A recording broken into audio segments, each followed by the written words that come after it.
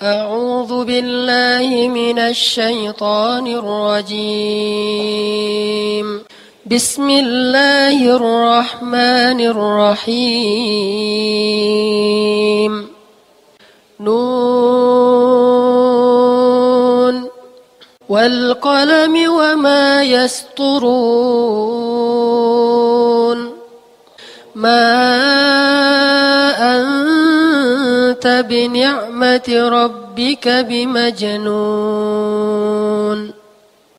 وإن لك لأجرا غير ممنون وإنك لعلى خلق عظيم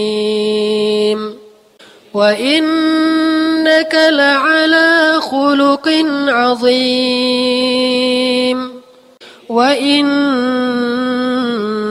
لعلى خلق عظيم فستبصر ويبصرون بأيكم المفتون إن ربك هو أعلم بمن ضل عن سبيله وهو أعلم بالمهتدين فلا تطع المكذبين ودوا لو تدهن فيدهنون ولا تطع كل حلاف مهين هماز مشاء بنميم مناع للخير معتد أثيم عتل بعد ذلك زنيم أن كان ذا مال وبنين إذا تتلى عليه آياتنا قال أساطير الأولين سنسمه على الخرطوم صدق الله العظيم. Assalamualaikum warahmatullahi wabarakatuh.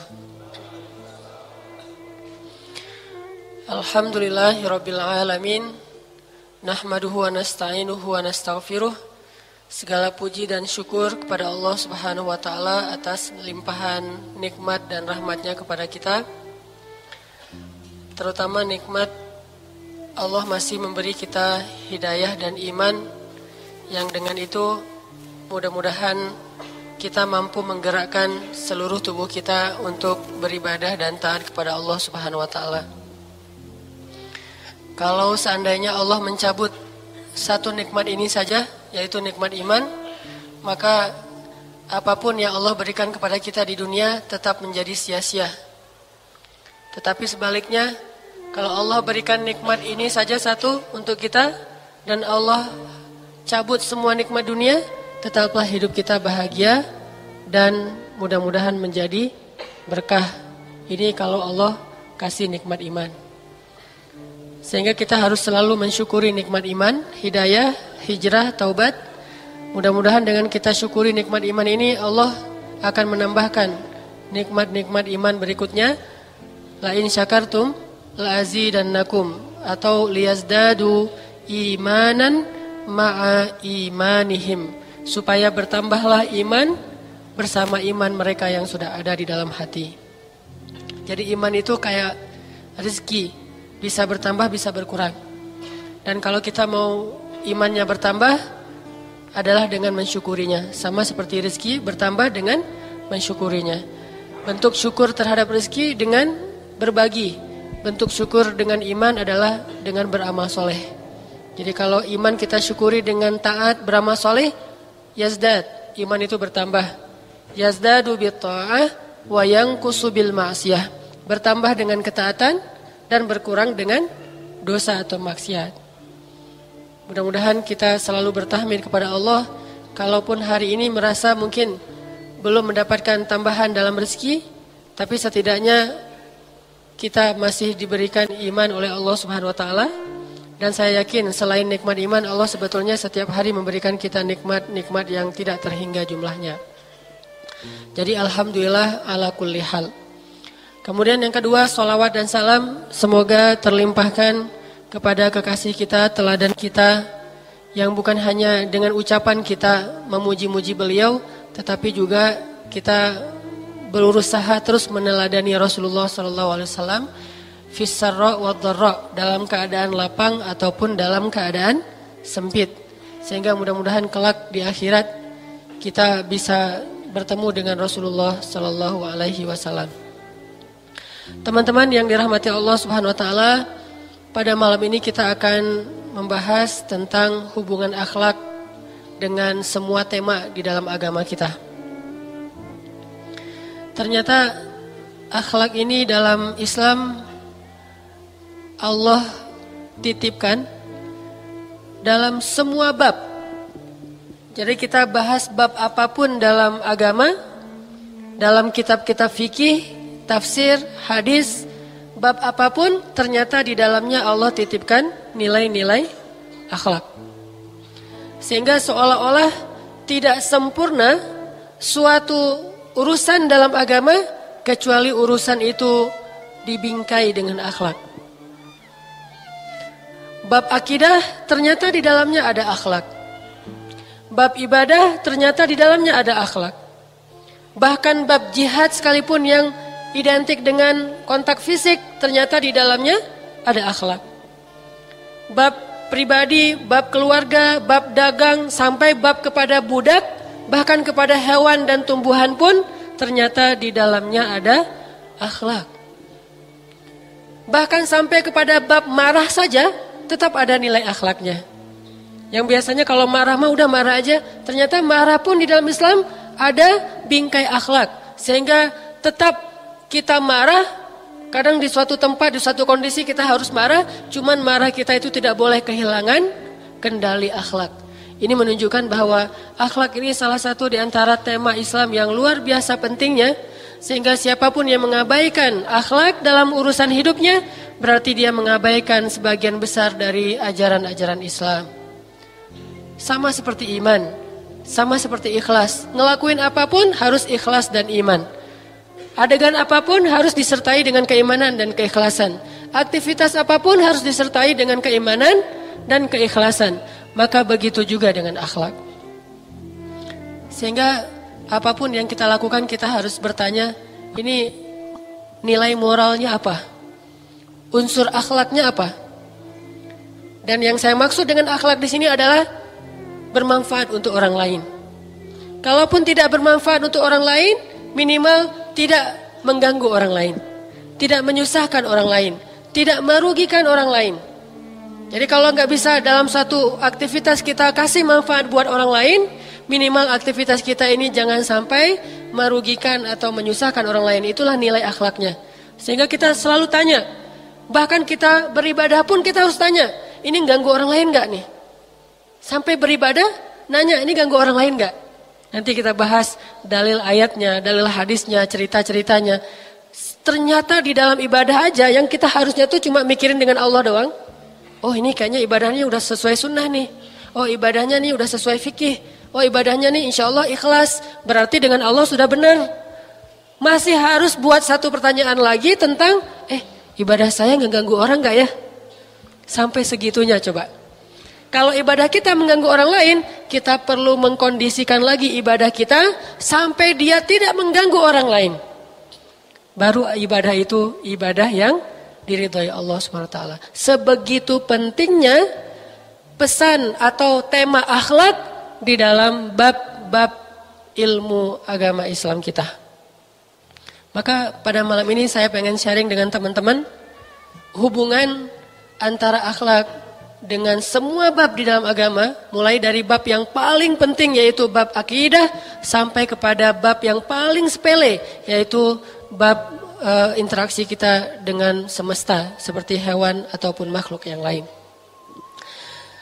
Coba kita awali dulu dengan membaca firman Allah yang sangat terkenal tentang akhlak Nabi yang ada di dalam surat Al-Qalam, surat 68 dari ayat pertama.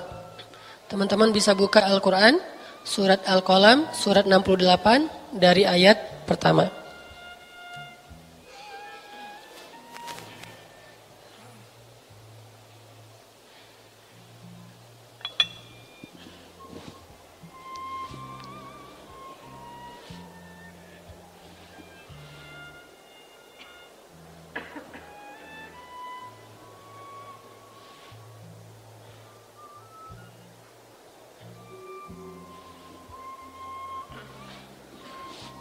Surat Al-Qalam dari ayat pertama.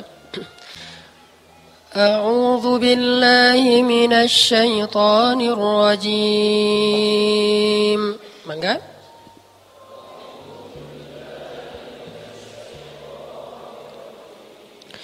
Bismillahirrahmanirrahim.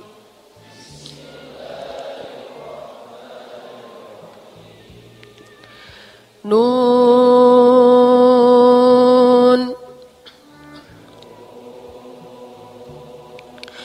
wal qalami wa ma yasturun.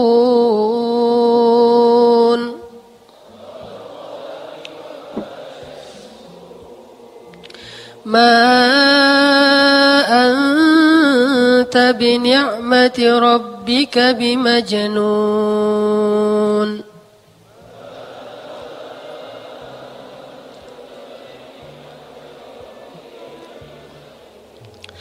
Wa inna laka la ajran ghayra mamnun.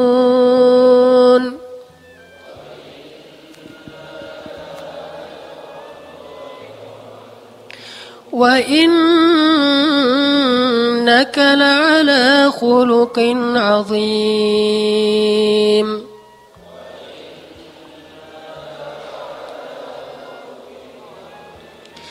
Wa innaka la'ala khuluqin 'azim.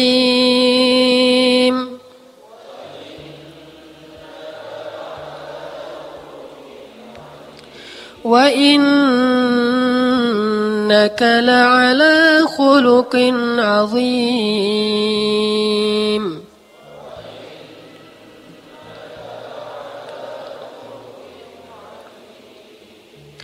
فستبصر ويبصرون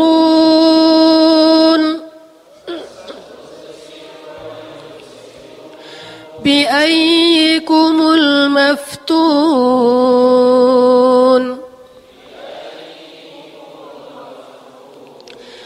إن ربك هو أعلم بمن ضل عن سبيله وهو أعلم بالمهتدين.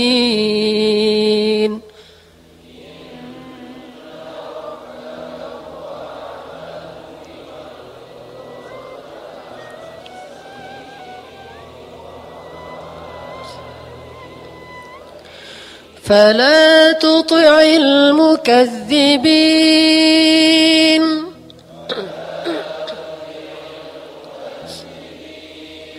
ودوا لو تدهن فيدهنون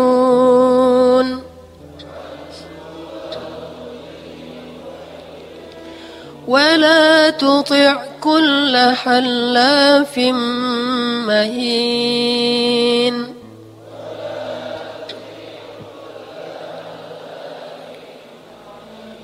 هماز مشاء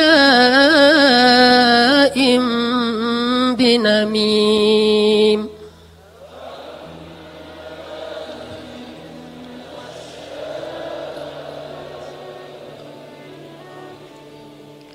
مناع للخير معتد أثيم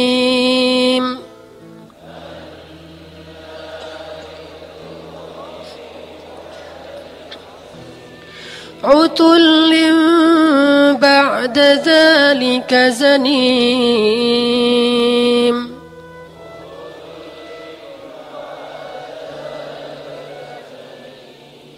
أن كان ذا مال وبنين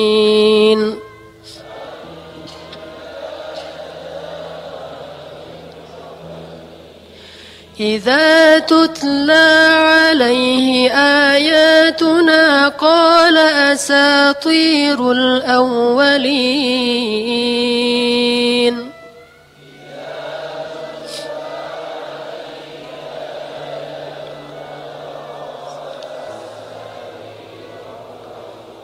سنسمه على الخرطوم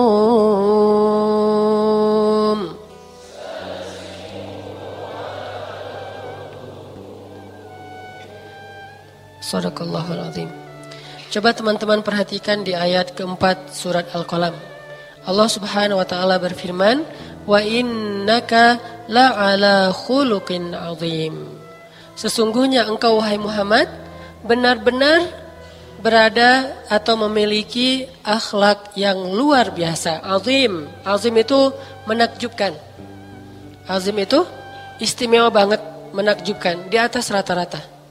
Dan Allah Subhanahu wa taala ketika mengatakan Rasulullah itu memiliki akhlak yang sangat menakjubkan, Allah menggunakan 2 kali penegasan.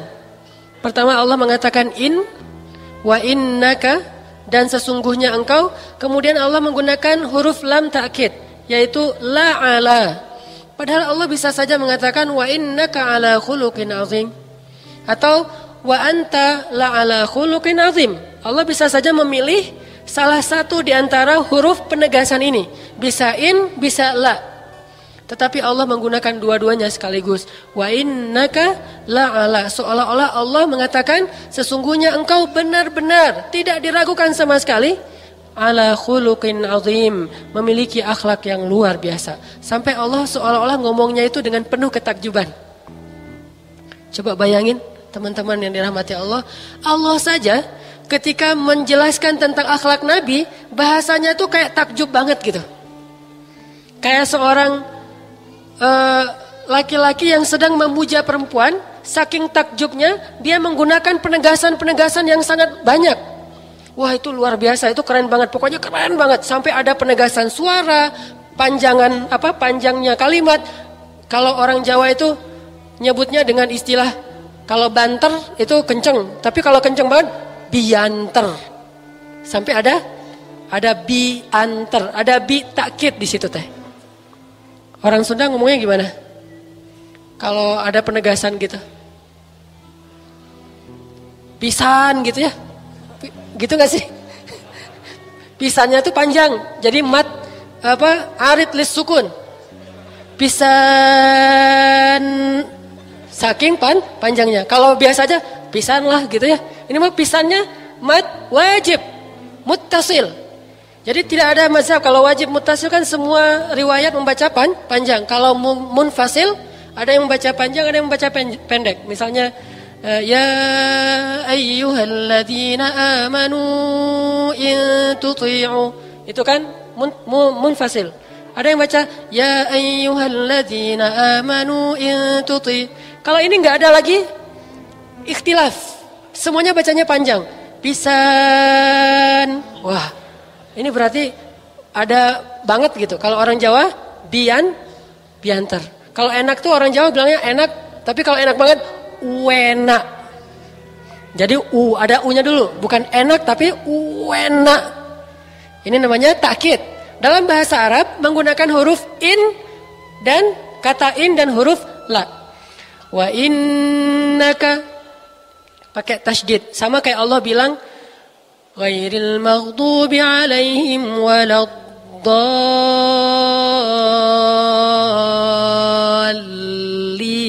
Udah do-nya panjang pakai tasydid pula.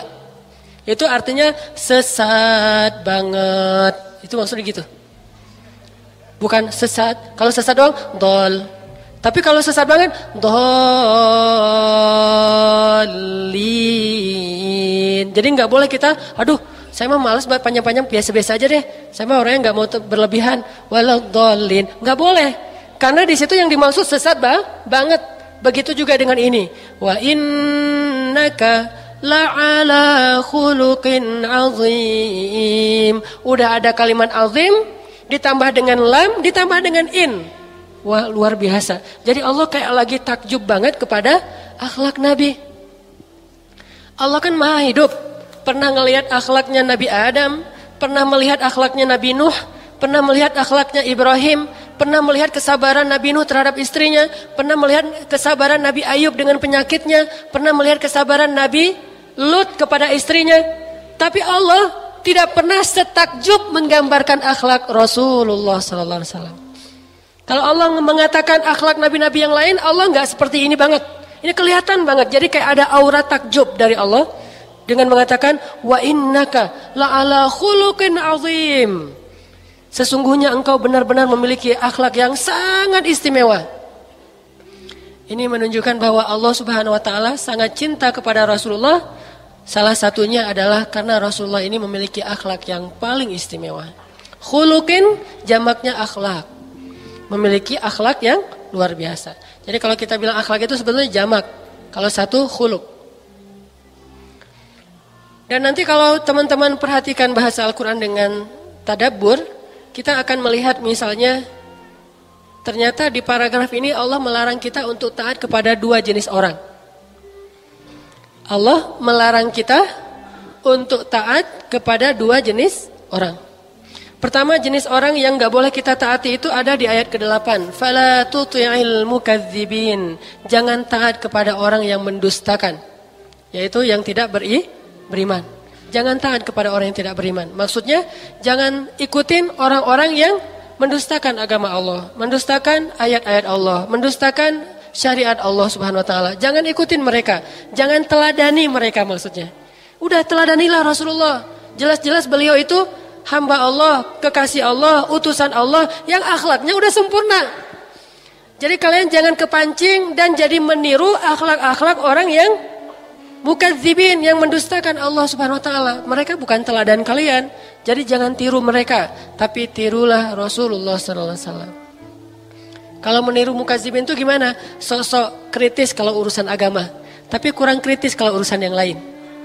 Ini berarti mengikuti mukadzibin. Giliran masalah agama dia harus logis banget, tapi giliran masalah lain dia kurang logis. Kan banyak orang kayak gitu tuh. Kalau ngomongin tentang Tuhan dia harus logis, ngomongin tentang syariat harus logis, ngomongin tentang Nabi harus logis, ngomongin tentang Al-Quran harus logis. Ternyata dia mah pakai banyak sekali ritual-ritual yang entah berasal dari nenek moyang mana, yang kalau menurut kita sangat tidak logis. Dia pakai dupa gitu, dia ibadahnya ibadah menyembah pohon, dia menyembah patung misalnya, itu kan sangat tidak logis. Giliran masalah yang lain dia tidak logis, giliran masalah agama harus logis. Padahal masalah yang dia lakukan itu seringnya sangat mudah untuk dicerna dengan logika sederhana. Tidak perlu logika rumit bahwa itu salah. Kayak misalnya orang nyembah pohon, nyembah patung, nyembah kuburan. Bukankah itu logikanya sangat sederhana untuk mengetahui itu salah? Tapi giliran agama harus logis. Ini berarti meneladani orang-orang yang mukadzibin. Orang-orang yang mendustakan. Itu satu. Kedua, orang yang gak boleh kita taati ada di ayat 10. Jadi dua kali Allah bilang fala tuti'. Di ayat ke-10 wala tuti'. Siapa? Kullahallafim mahin, hammazin, masya'im binamim, manna'in lil khair, mu'tadin, athim, utul, zanim. Coba lihat. Semua sifat-sifat disebutkan. Yang pertama hallaf. Yang kedua mahin. Yang ketiga hammaz. Yang keempat masya' binamim. Yang kelima manna'. Yang keenam mu'tad. Yang ketujuh asim, yang kedelapan utullin, yang kesembilan zanim. Semua ini adalah sifat tercela. Semua ini sifat tercela. Jadi maksud Allah, jangan juga kalian meneladani, mengikuti, berteman dengan orang-orang yang sifatnya tercela. Ucapannya tercela, sikapnya tercela, raut wajahnya tercela, pikirannya tercela, tangannya tercela. Semua tentang mereka sampai 9 ketercelaan Allah sebutkan sekaligus. Jangan la tuti'. Maksud la tuti', jangan ikutin mereka, jangan berteman dengan mereka. Kenapa? Seharusnya kalian mengikuti orang yang la'ala khuluqin azim, yang akhlaknya sempurna sekali dalam segala hal. Coba lihat Allah ketika ngomongin orang yang akhlaknya buruk kayak marah gitu ya. Manna'in, masya'in, zanim dan seterusnya. Allah tuh kayak marah banget kepada orang-orang itu. Jadi kalau kita baca itu iramanya kurang lebih fala tuti'il mukadzibin waddu law fala wala tuti' kulla hallafin mahinin hammazin masya'in binamim manna'in lil khair mu'tadin athim utullin zanim. Seolah-olah Allah ngomongnya kayak gitu. Ketika Allah ngomong tentang akhlak Nabi, wa innaka la'ala khuluqin azim. Allah kayak takjub. Tapi giliran ngomong akhlak yang buruk, Allah langsung pakai istilah. Ini kalau kita fahami sense bahasanya, di situ semua rata-rata pakai tasydid. Coba perhatikan, ada tasydid di setiap sifat itu. Halaf, ada tasydid ya. Kemudian mahin, oke. Hammaz, ada tasydid. Masya, ada tasydid. Manna, ada tasydid. Kemudian mu'tad, udah jelas. Athim, pakai ya. Athim itu bisa athim, bisa athim. Ada dua istilah bahasa Arab. Bisa athim, bisa athim. Kalau athim, panjang A-nya itu biasa. Tapi kalau iya-nya yang panjang itu luar biasa. Athim, Allah ngomongnya gitu, bukan athim. Kalau athim orang yang berdosa. Kalau athim senang dengan dosa. Kalau athim orang yang berdosa. Semua kita athim. Tetapi tidak semua kita athim. Senang dengan udah dosa, senang. Terus bangga pula dengan dosa-dosanya itu athim banget. Bukan asin banget ya, athim. Terus utullin ada tasydid. Kemudian zanim juga pakai ya. Di sini seolah-olah Allah tuh lagi marah banget gitu. Ketika membahas tentang akhlak yang tercela, Allah tuh kayak nggak senang banget dengan akhlak-akhlak itu. Sampai Allah menggunakan tasydid ya untuk menunjukkan bangetnya.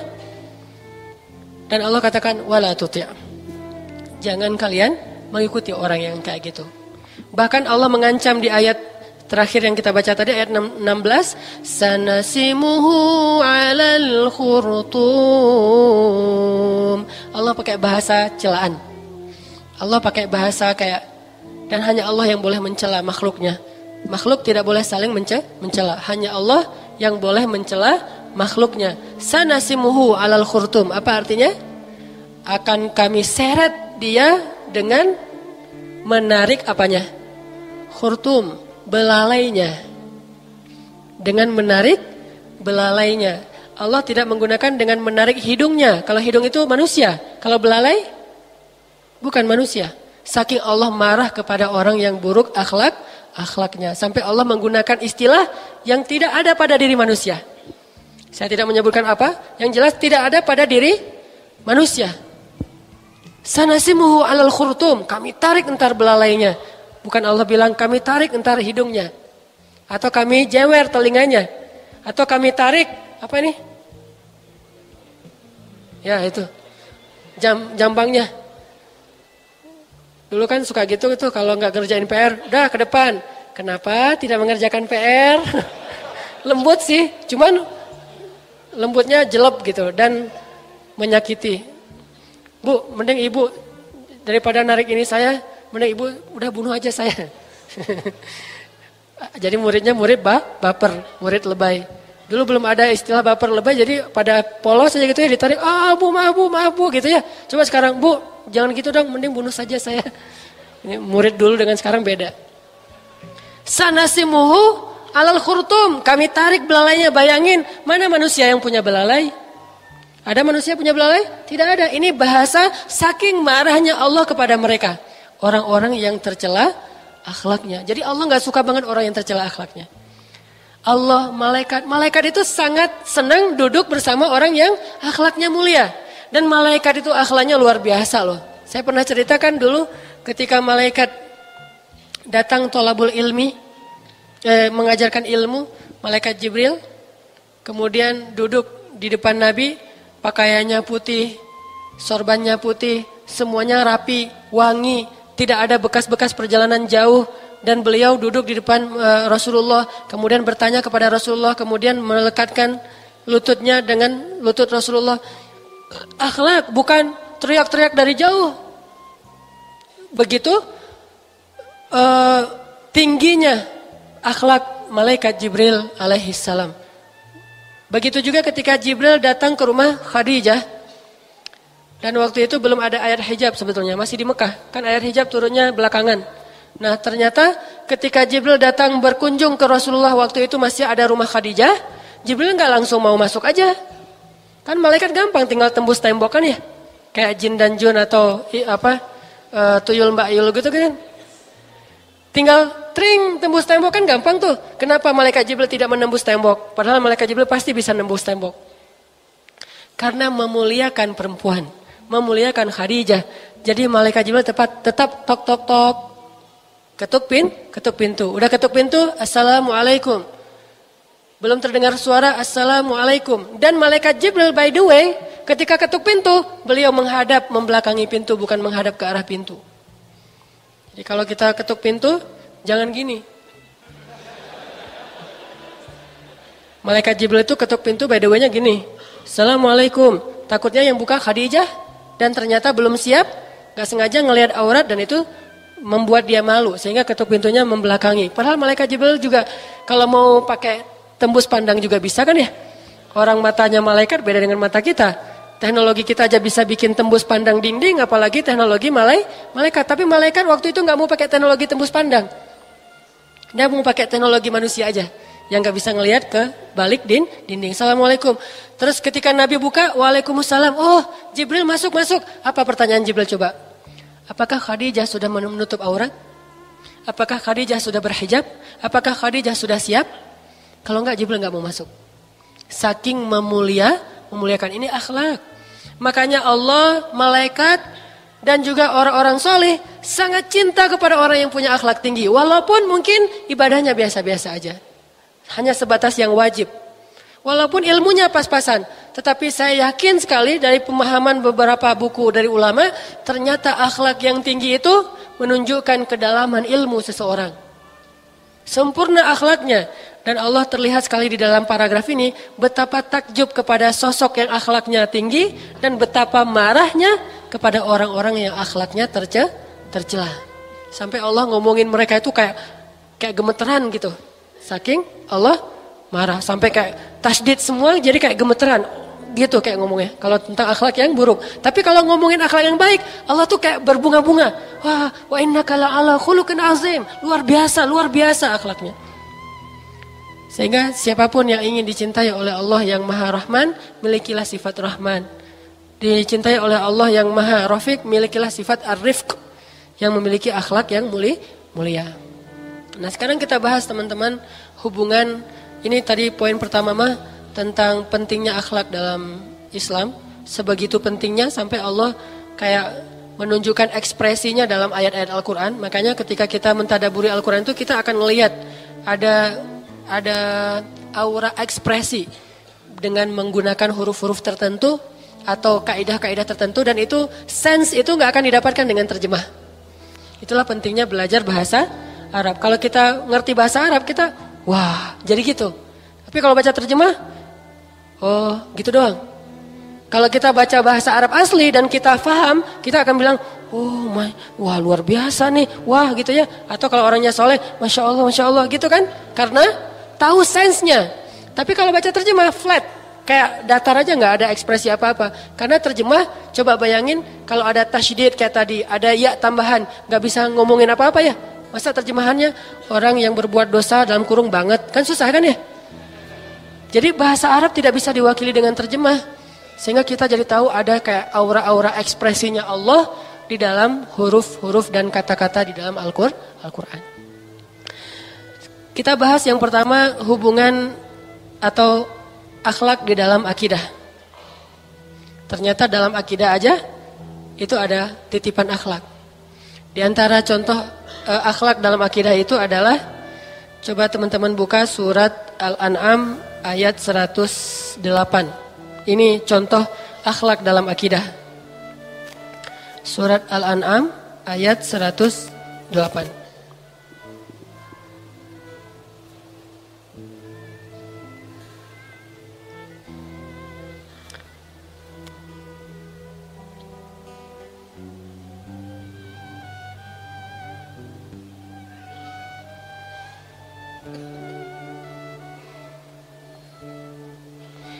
Sudah? Bismillahirrahmanirrahim.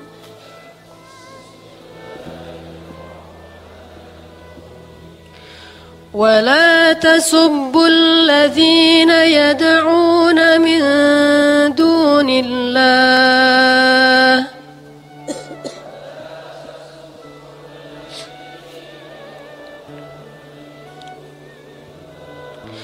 فيسبوا الله عدوا بغير علم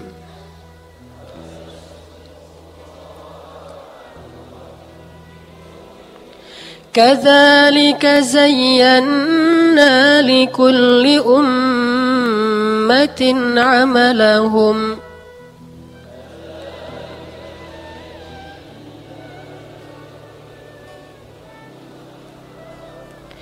ثم إلى ربهم مرجعهم فينبئهم بما كانوا يعملون.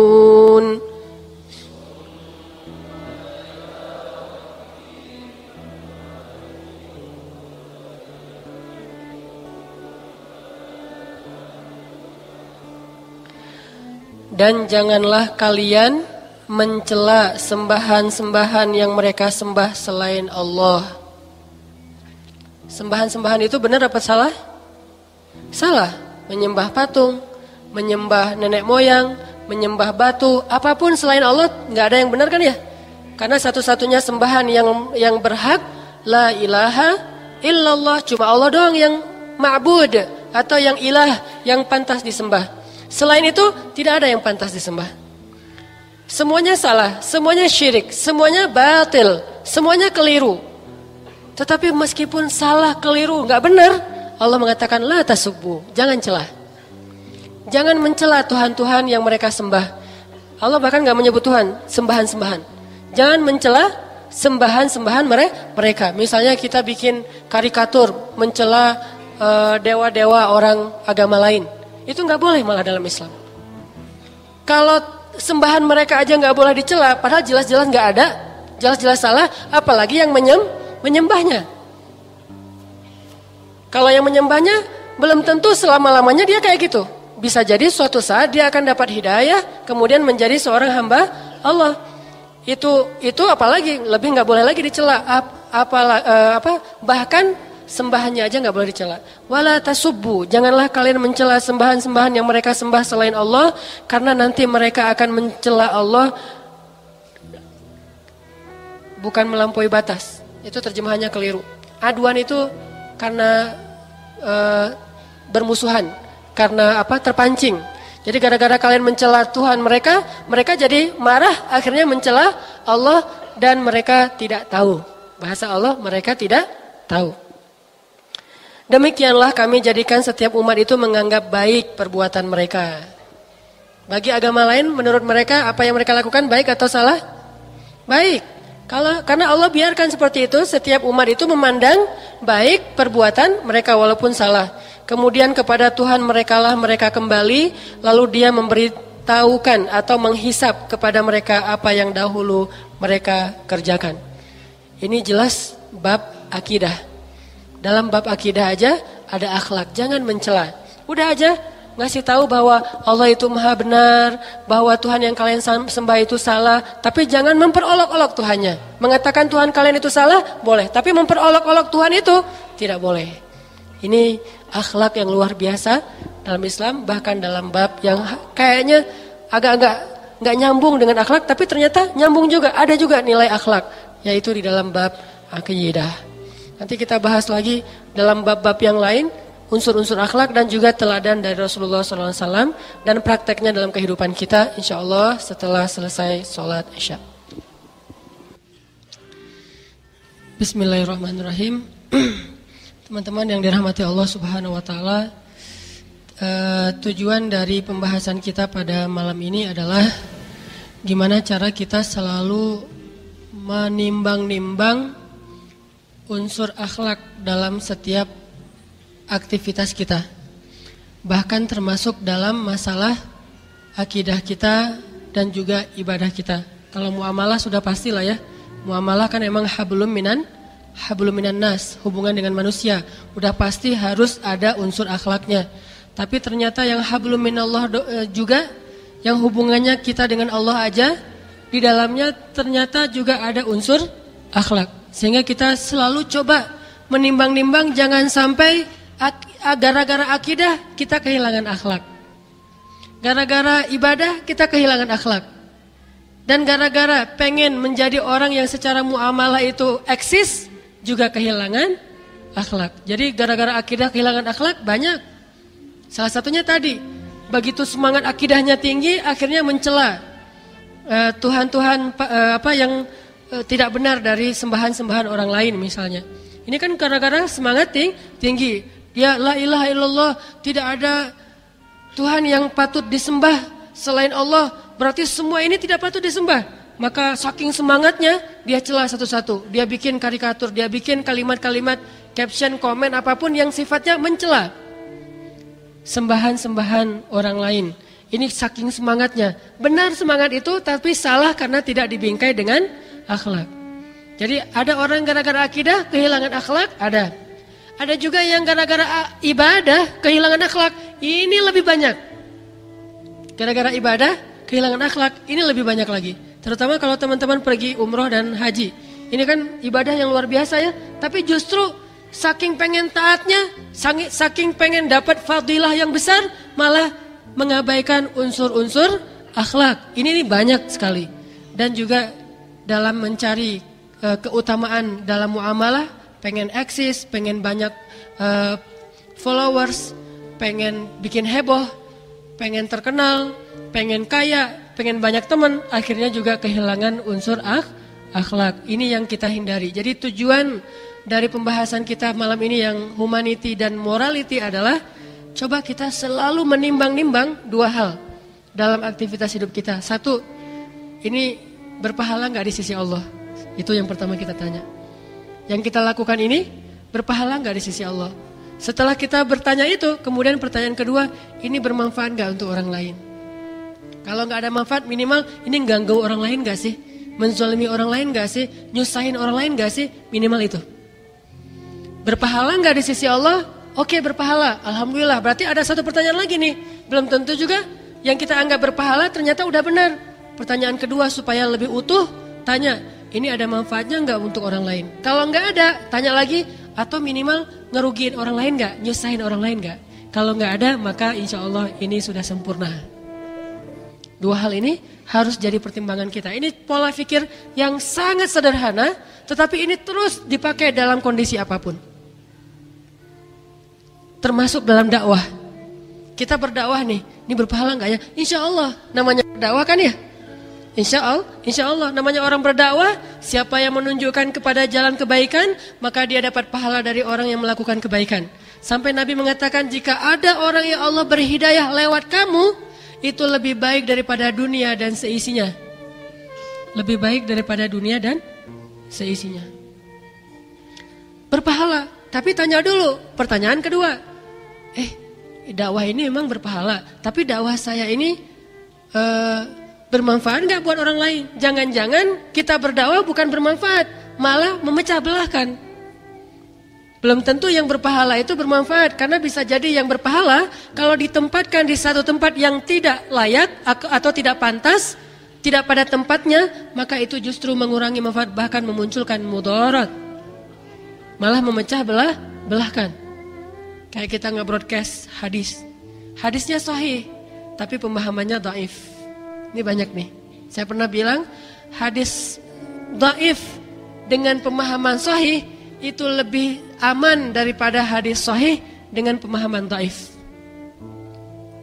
Saya ulangin, hadis dhaif dengan pemahaman yang sahih itu lebih aman daripada hadis sahih dengan pemahaman yang dhaif. Contohnya, bahkan hadis yang palsu. Kalau palsu hadis bukan hadis. Kalau dhaif masih hadis. Walaupun dhaif tapi masih hadis. Dan kata para ulama, hadis dhaif itu lebih utama daripada ucapan-ucapan para ulama. Jadi kalau quote dari para ulama aja kita copy paste, kita share, apalagi hadis dhaif. Bahkan quote dari orang kafir aja kita share kan. Ada quote dari siapa gitu, motivator siapa kita ambil. Wah ini bagus nih kita share. Giliran hadis, oh itu dhaif, tinggalkan saja. Gimana kita meletakkan hadis? Hadis dhaif, semua ulama sepakat lebih utama daripada kata-kata para ulama. Dan dia boleh dipakai dengan syarat tidak bertentangan dengan hadis sahih. Cuma itu syaratnya. Tidak bertentangan dengan hadis sahih. Kalau tidak bertentangan, enggak masalah sebagai motivasi, penyemangat. Sehingga hadis dhaif, bahkan hadis palsu, bagi orang yang pemahamannya sahih masih aman ketimbang hadis sahih bagi orang yang pemahamannya dhaif. Kalau orangnya pemahamannya sahih, begitu hadisnya palsu, dia akan bilang jangan pakai ininya palsu. Pemahamannya sahih kan?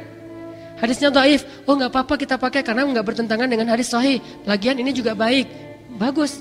Tapi hadis sahih dengan pemahaman yang dhaif malah bahaya. Hadisnya maksudnya ini, dia maksudnya yang lain. Salah faham, salah tangkap. Sehingga tetap dakwah pun sekalian, walaupun berpahala di sisi Allah, kita harus tanya unsur, bermanfaat gak nih untuk orang lain? Kalau tidak ada manfaat, minimal ini membahayakan gak nih? Merugikan gak? Menyusahkan gak? Meresahkan tidak dakwah saya? Kalau meresahkan, maka kita harus memikirkan tentang how to yang lebih layak, lebih pantas sehingga memunculkan manfaat. Akidah, ibadah, dakwah, muamalah, jihad, dan semua unsur dalam agama kita.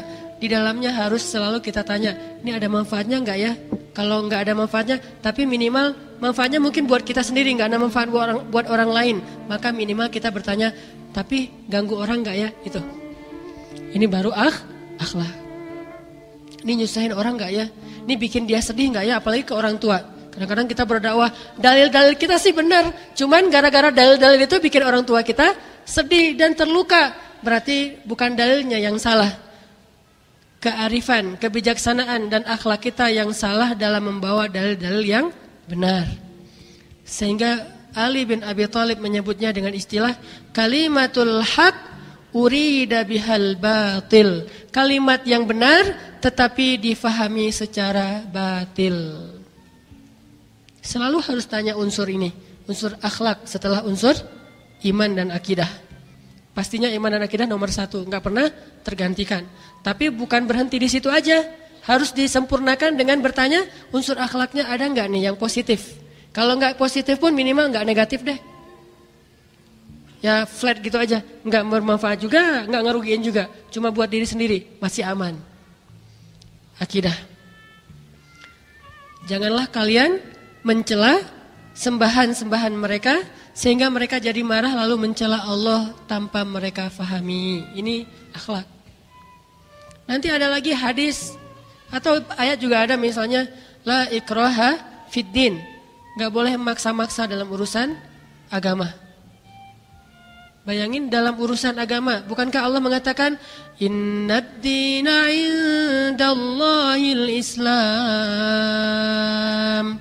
Wa man yabtaghi ghairal islami dinan falan yuqbala min. Sesungguhnya agama yang Allah ridhai cuma Islam. Siapa yang mencari kebaikan di lain Islam, Allah tidak akan menerima. Beramal soleh apapun kalau enggak dalam Islam, Allah tolak. Berarti Islam paling benar kan? Dan kita yakin itu 100% Islam paling benar. Yang lain semuanya salah. Nasrani salah, Yahudi salah setelah datang Islam ya. Sebelum datang Islam, Nasrani itu agama Nabi Isa. Yahudi itu agama Nabi Musa. Tapi begitu datang Islam, Nasrani salah, Yahudi salah. Apalagi selain agama Samawi. Buddha, Hindu dan seterusnya. Menurut orang Islam, menurut kita yakin itu salah. Tapi walaupun mereka salah dan kita benar, la ikraha fiddin. Gak boleh paksain orang masuk agama kita yang pasti benar. Terus kalau din aja gak boleh, apalagi mazhab. Agama Islam yang udah pasti benar, gak boleh paksain orang ikut kita, apalagi mazhab yang belum tentu benar, karena ikhtilaf di antara ulama. NU, Muhammadiyah, Salafi, Ikhwan, Tablik, apalagi banyak kan ya? Kalau fikih mah Syafi'iyah, Malikiyah, Hanabilah, Hanafiyah dan seterusnya. Agama Islam aja yang Allah udah menjamin pasti benar, la ikraha fiddin. Jangan paksain orang masuk agama Islam. Termasuk memaksa itu apa?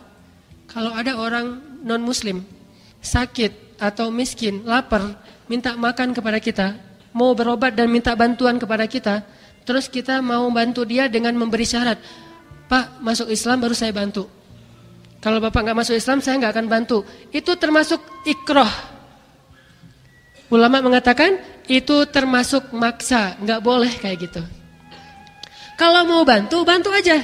Nggak boleh masang-masain harus syarat masuk Islam, tuh nggak boleh dalam Islam. Nanti kalau udah kita bantu, udah selesai hajatnya, kita datang silaturahim, bujuk dia masuk Islam, itu boleh.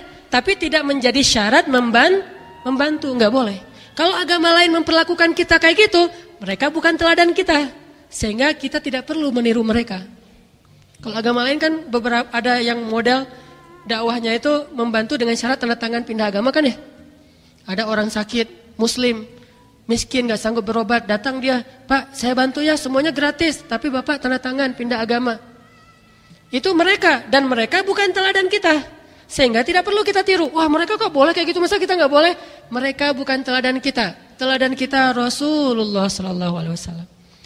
Tetap kita gak boleh. Giliran nanti mereka kayak gitu, kita gak perlu balas. Wah kemarin muslim digituin, sekarang saya gituin juga. Gak perlu. Kalau kita mau bantu, bantu aja. Bolehkah kita membantu mereka walaupun beda agama? Bukan cuma boleh, sangat boleh. Yang gak boleh membantu orang yang memerangi Islam.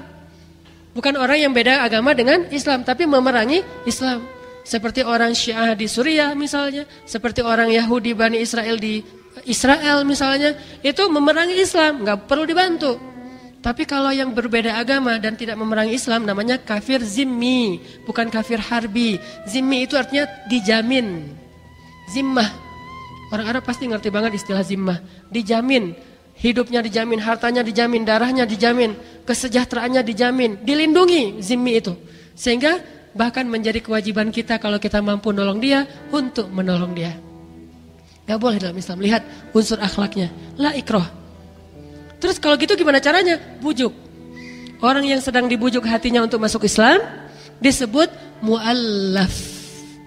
Bukan orang yang udah masuk Islam ya, itu mah istilah Indonesia banget. Dia mah mu'allaf, padahal udah masuk Islam 10 tahun yang lalu. Tapi masih dibilang mu'allaf, itu sebetulnya gak pas. Dan kita mulai sekarang yang udah ngaji ini, ganti istilah itu. Kalau orang udah masuk Islam karena kerelaan hatinya, dia muslim, bukan mu'allaf. Jadi mentang-mentang kita Islamnya dari lahir, kita muslim, dia mah mu'allaf. Jadi beda level, gak ada itu. Bisa jadi dia lebih muslim, kita yang masih mu'allaf. Sholat karena ada masalah lagi ngecengin siapa, itu mu'allaf itu. Kenapa taklim? Saya lagi ngecengin itu, mu'allaf. Berarti banyak taklim-taklim para mu'allaf. Kenapa taklim di sana? Wah, saya kemarin pas di tangga gak sengaja ngelihat ada yang, wah kayaknya gua banget gitu. Berharap dia datang lagi. Saya tandain sih warna sendalnya, jadi begitu masuk ke masjid lihat dulu ada gak sendal dia. Kalau gak ada pulang lagi gitu ya. Ternyata orangnya ada, cuma masukin sendal ke masjid pakai kresek. Gagal deh ya ngecengin seseorang. Nah ini orang mu'allaf nih, masih dibujuk hatinya untuk melakukan amal soleh. Sedangkan muslim yang dengan kesadaran, walaupun baru 1 hari dia masuk Islam, dia namanya muslim, bukan mu'allaf secara bahasa Arab. Dan dalam fikih juga kayak gitu. Makanya orang yang mau masuk Islam tuh gak dipaksa, tetapi dibujuk. Li mu'allafati qulubuhum, orang yang hatinya sedang dibujuk. Artinya belum mantep atau malah belum masuk Islam. Berarti dia juga dikasih kayak misalnya ada harta lebih, kasih buat tetangga kita yang kayaknya kita lihat dia agak-agak labil gitu. Dia sering-sering ngepoin Islam, nanyain, saya baru beli buku ini tentang Islam, menurut kamu bagus enggak? Walaupun dia enggak masuk Islam tapi dia beli buku. Kalau gitu besok kita beliin dia buku. Mu'allaf. Kita kasih dia hadiah. Mu'allaf. Kita bantu kalau dia butuh sesuatu. Mu'allaf. Sampai akhirnya dia mantap masuk Islam. Begitu cara Islam membujuk hati, bukan maksa. Tapi kalau bantu dengan syarat itu maksa. Pernah Umar bin Khattab ya, mungkin teman-teman yang nonton film serial Umar itu yang 30 seri itu, tahulah adegan suatu hari ketika Umar jadi presiden, Amirul Mukminin, ada seorang nenek minta uang kepada Umar dari anggaran Baitul Mal. Kan dulu uangnya ditaruh di Baitul Mal. Nah dia bilang, ya Amirul Mukminin, wahai Amirul Mukminin, saya ini seorang nenek yang udah tua, punya banyak hutang, boleh nggak saya minta sedikit bantuan dari Baitul Mal untuk melunasi hutang-hutang saya? Saya nggak tahu minta tolong ke siapa lagi, kata si nenek teh. Umar mengatakan, oh boleh nek, boleh, sini, dibawa. Akhirnya dikasih bantuan untuk membayar hutang. Setelah selesai dikasih, Umar ngelihat ternyata nenek itu pakai salib. Tadi nggak kelihatan, sekarang kelihatan ternyata si nenek ini pakai salib. Dan karena dulu mungkin semua orang Arab juga memakai kerudung, walaupun kerudung itu syariat Islam, tapi di Arab mah kadang non Muslim juga pakai. Kalau kayak sekarang malah biarawati juga kan pakai hijab yang syar'i ya. Biarawati juga syar'i kan ya. Malah Muslim yang kurang-kurang syar'i nih. Biarawati lebih syar'i. Udah pakai warna putih di luar hitam lagi tuh kayak Bunda Maria gitu kan ya. Kayak Saint Mary. Jadi nggak ketahuan Muslim dan tidak Muslim. Baru ketahuan ternyata ada kalung salib. Begitu Umar melihat ada kalung salib, Umar langsung manggil lagi, nenek sebentar. Ada apa? Nenek, kan nenek udah ngelihat Islam begitu baik, akhlaknya luar biasa. Saya sebagai khalifah memberi bantuan juga buat nenek. Kenapa nenek gak masuk Islam? Umar cuma nanya gitu doang. Jawaban nenek ini apa? Ya Amirul Mukminin, saya itu perempuan yang sudah tua, udah gak sanggup mikirin yang berat-berat kayak gitu, kata dia. Jadi bagi dia agama itu berat. Dia mah gak mau pikir. Udah aja saya mah hidup aja biasa aja menghabiskan hari tua. Udah gak sanggup lagi mikir mana agama yang benar, mana agama yang salah. Udah gak sanggup mikir. Sama kayak kita gak sanggup nonton acara-acara debat gitu tuh gak sanggup. Capek gitu nontonnya. Udahlah cari yang versi lawaknya aja deh gitu misalnya. Karena udah gak sanggup mikir. Nah si nenek ini menganggap agama itu suatu teori yang terlalu berat untuk pikiran dia. Sehingga dia bilang, ya Amirul Mukminin, saya tuh udah tua, udah gak sanggup lagi mengikuti hal yang kayak gitu. Udah gak update lah. Saya mah yang gini-gini aja gak apa-apa, agak-agak klasik, jadul gitu. Genrenya ini aja. Dia mah genre agamanya tetap itu. Umar setelah itu membiarkan dia pergi. Tapi ternyata Umar tiba-tiba jadi feeling guilty. Jadi ngerasa kayak bersalah gitu. Saya tuh maksa gak ya? Sampai segitunya Umar, coba hati-hati. Menurut kita maksa gak tuh? Gak maksa kan? Udah dikasih soalnya, baru nawarin. Dan itu cuma menawarkan, gak maksain. Gak ngasih syarat tanda tangan, gak. Cuma nawarin doang. Kayak gitu aja Umar ngerasa feeling guilty. Gimana yang memaksa? Gara-gara feeling guilty akhirnya Umar pergi kepada ulamanya sahabat. Salah satu ulamanya sahabat itu Ali bin Abi Thalib. Pergi kepada Ali, ya Abul Hasan. Dan kebetulan Ali juga mertuanya Umar. Nanti Umar menikah dengan anaknya Ali, ya Abul Hasan. Jadi kalau ada yang bilang Umar sama Ali itu musuhan, agak-agak aneh ya. Saya cari orang yang paling saya benci, saya lamar anaknya, kan gak mungkin ya. Justru karena saya mencintai orang itu, saya pengen menikah dengan anaknya, kan itu wajar. Tapi kalau gara-gara saya benci banget tuh sama orang, akhirnya saya pergi ngelamar anaknya, kan agak-agak gimana gitu kan. Mau gak misalnya teman-teman ngelamar anak seseorang yang sekarang lagi rame misalnya, kan gimana tuh. Kan aneh gitu misalnya. Kalau misalnya gak suka, ya gak mungkin dilamar. Mustahil Umar menikahi anaknya Ali gara-gara terlalu benci kepada Ali. Mustahil. Ditambah lagi Umar memberi nama putra-putranya, Ali memberi nama putra-putranya itu dengan nama Umar. Putra dari istri Ali yang berikutnya dikasih nama Abu Bakar. Nama istri Ali yang berikutnya Asma bintu Umais. Asma bintu Umais yang pernah nikah sama Ja'far, terus nikah sama Abu Bakar, terus yang terakhir nikah sama Ali. Ini cewek nih nikah sama dua orang yang dianggap musuhan. Pertama nikah sama Abu Bakar, besoknya nikah sama Ali ketika Abu Bakar wafat. Masa sih, gimana ceritanya nih? Wah, saya nikahin dua orang yang saling bermusuhan, saling benci gitu. Pertama suami saya Abu Bakar, dia benci banget sama Ali. Sekarang saya nikah Ali, dia juga benci sama Abu Bakar. Gak mungkin. Kemudian dari Asma bintu Umais, Ali itu dikaruniai 3 orang putra. Yang pertama namanya Abu Bakar, yang kedua namanya Umar, yang ketiga namanya Utsman. Coba bayangin, mungkin gak saya gara-gara benci banget sama seseorang, saya kasih nama anak saya nama dia? Gak mungkin kan? Dek, namanya siapa? Fir'aun.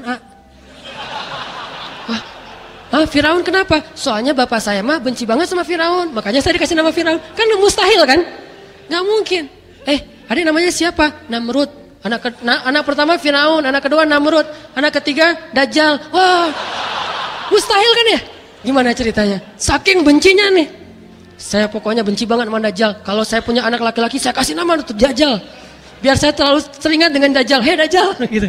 Kan astagfirullahaladzim, mustahil. Jadi gak mungkin seorang Ali bin Abi Thalib yang solih, yang akhlaknya mulia, yang banyak ilmu, menamakan anaknya dengan semangat baper. Menamakan anaknya dengan semangat baper. Kalau ada orang yang bilang Ali benci kepada Umar dan Abu Bakar, berarti dia suuzon sama Ali. Bukan cuma suuzon sama Abu Bakar dan Umar, tapi juga suuzon kepada Ali.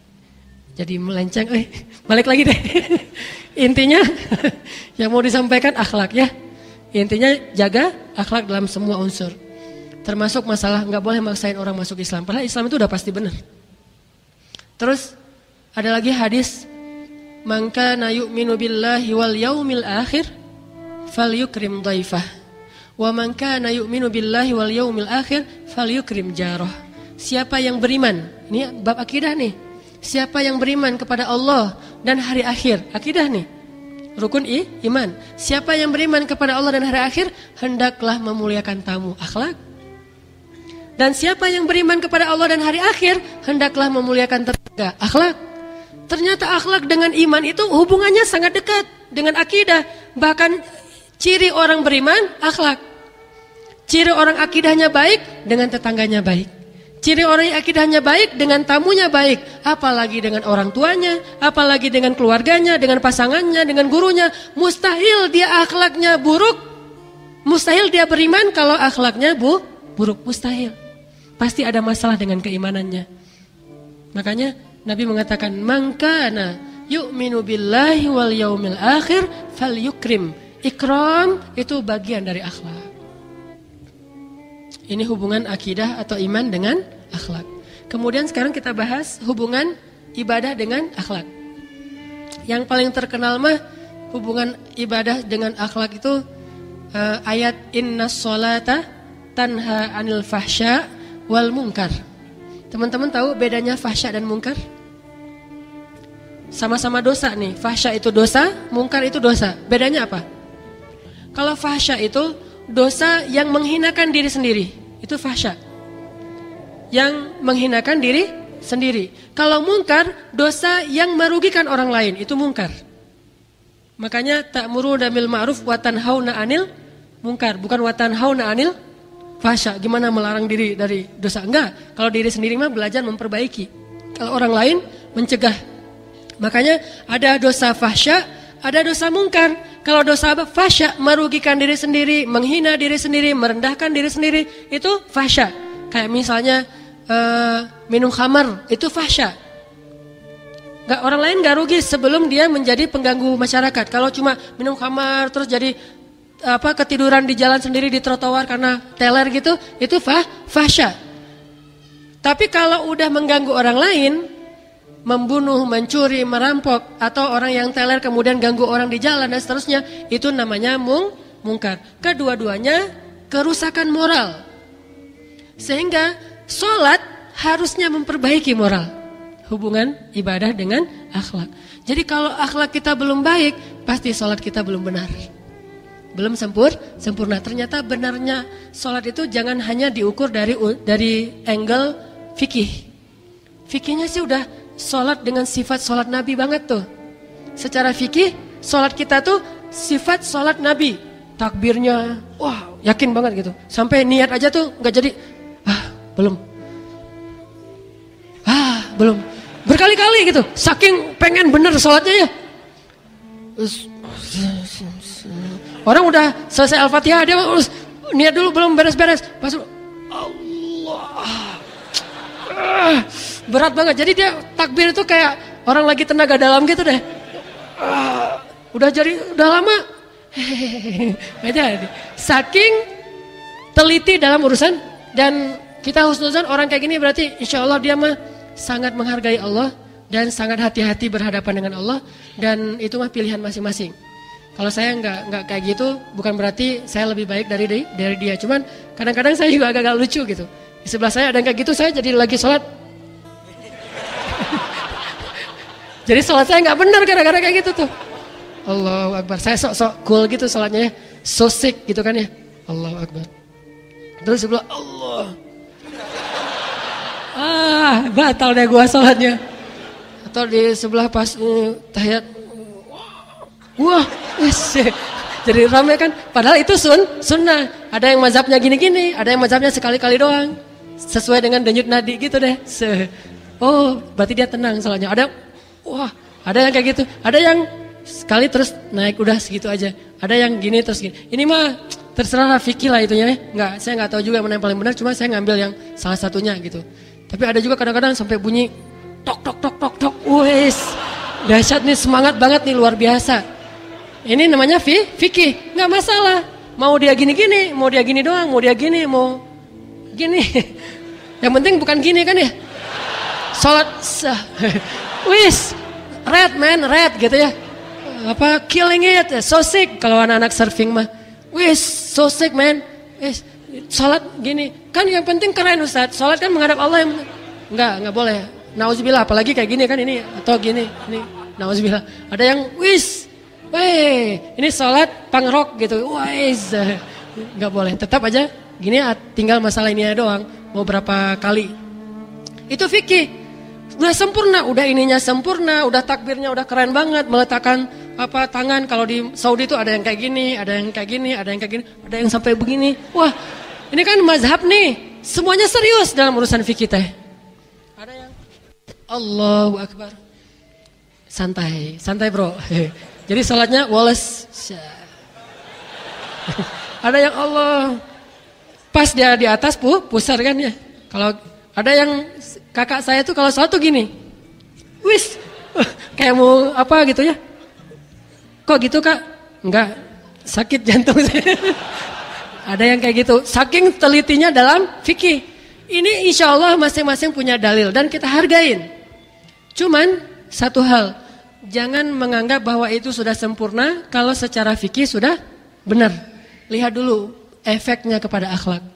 Kalau fikihnya udah keren banget, takbirnya udah mantap banget, tasyahudnya udah luar biasa, tapi akhlaknya begitu selesai sholat dengan orang lain tuh gaya sombong gitu. Saya kayaknya yang paling sifat sholat Nabi itu yang paling mirip dengan Nabi kayak saya nih. Kayak udah pernah ketemu Nabi aja, ya teman sebelah kanan kiri dia tuh menurut dia nggak pernah belajar sifat sholat Nabi, jadi kalian mah sholat masih amatiran, saya mah udah profesional.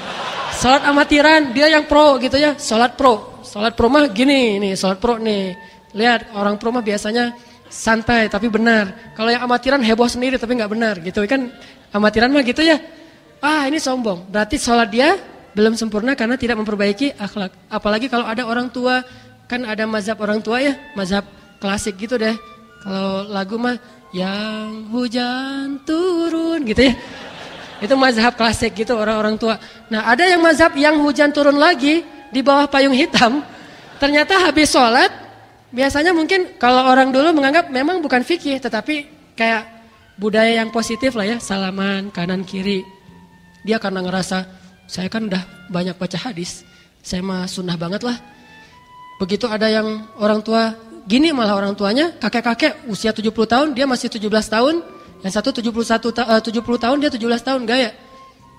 Pas disalamin sama kakek-kakek, wah ini sholatnya belum memperbaiki akhlak.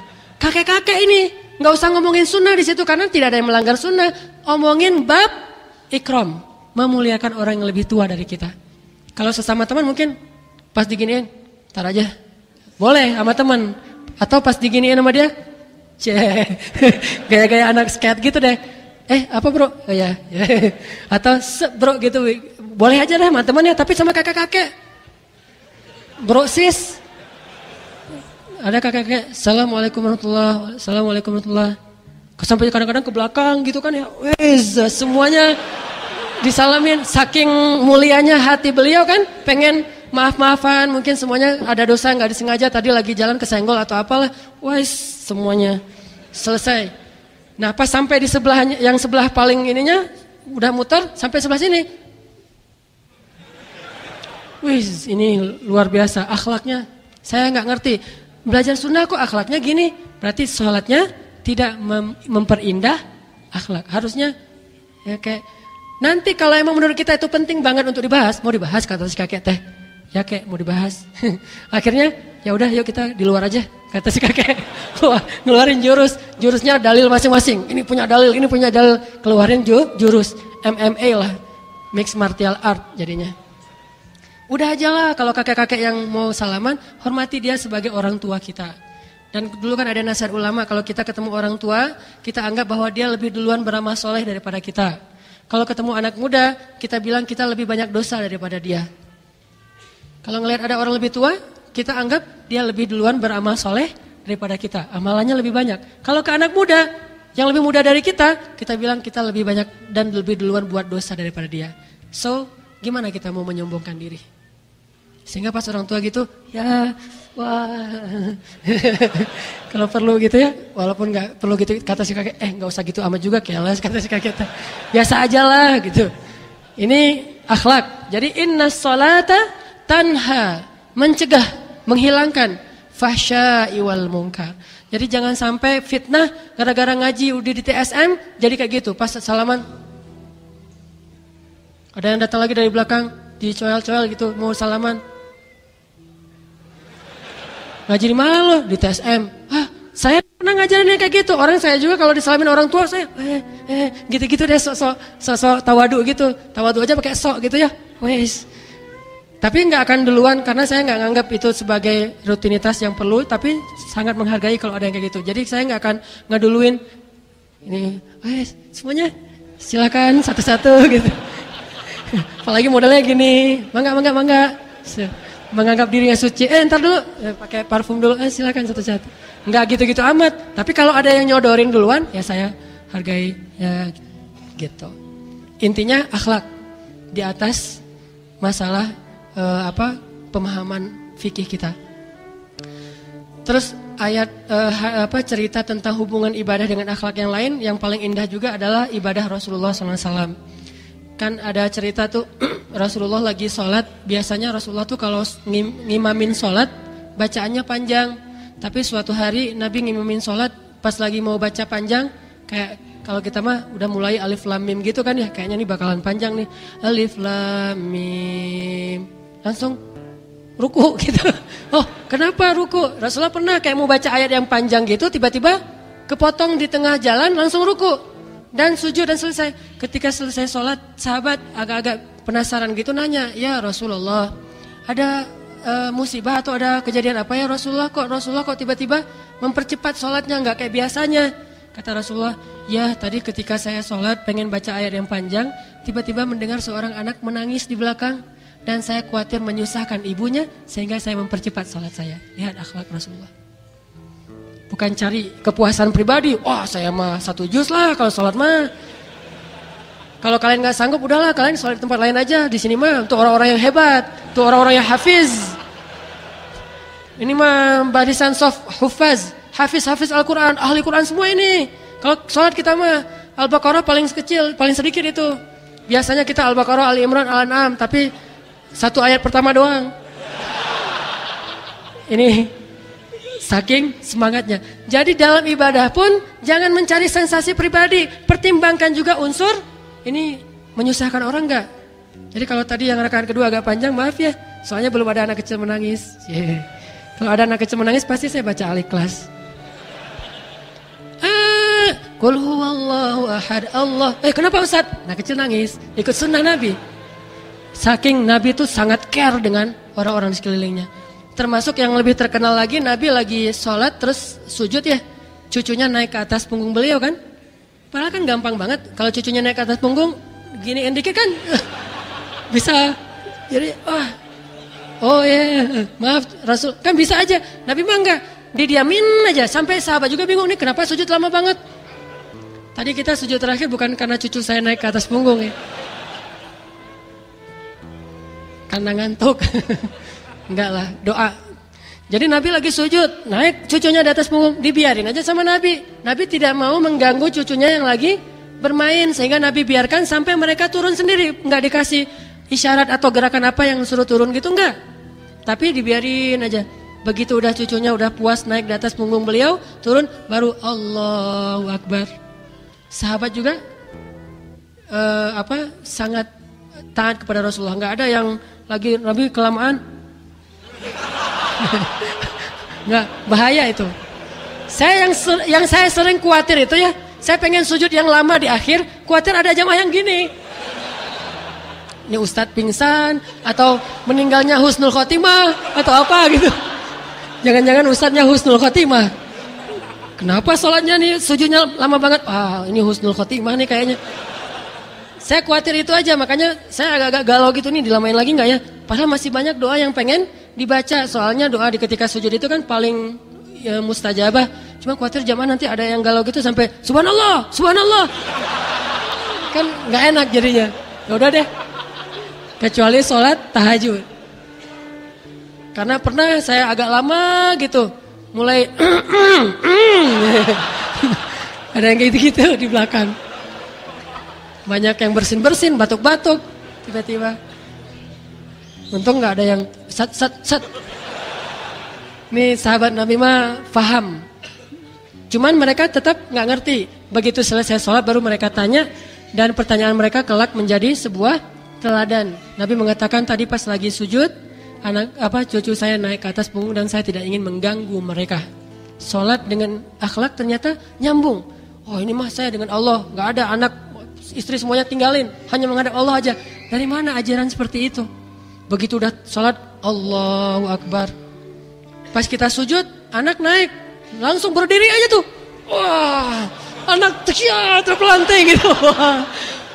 Kenapa Pak kayak gitu Pak? Sholat itu menghadap Allah, nggak akan peduli saya mau anak mau siapapun, nggak peduli. Dari mana ajaran seperti itu? Bukankah Rasulullah yang paling baik dalam ibadah sholatnya? Ternyata ibadah Rasulullah itu tetap mengandung unsur akhlak. Pernah nggak sholat tahajud sama istri?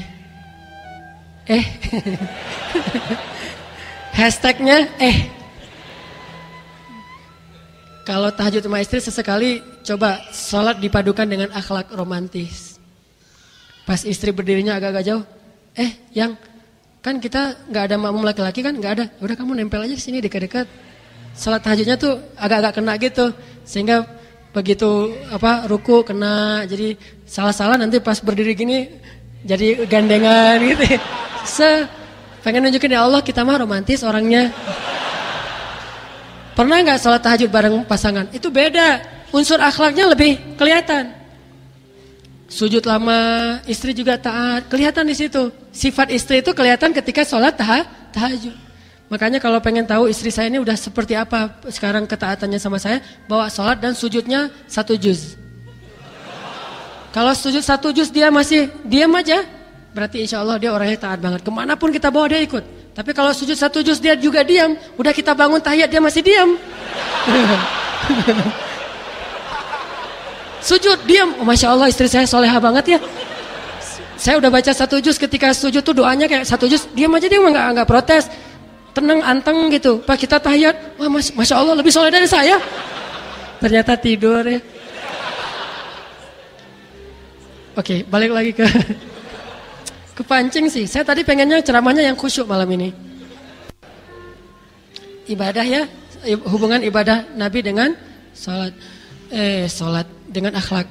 Nah, ada lagi satu contoh yang luar biasa. Ini bisa teman-teman dapatin dalam kitab Fikih Sunnah tentang berapa rakaat sholat qabliyah zuhur. Ikhtilaf kan? Ada ulama yang bilang qabliyah zuhur itu 2. Ada ulama yang bilang qabliyah zuhur itu 4. Teman yang mana teman-teman? Enggak ya? Qabliyah zuhur itu 0. Kenapa 0 Ustaz? Enggak pernah qabliyah zuhur.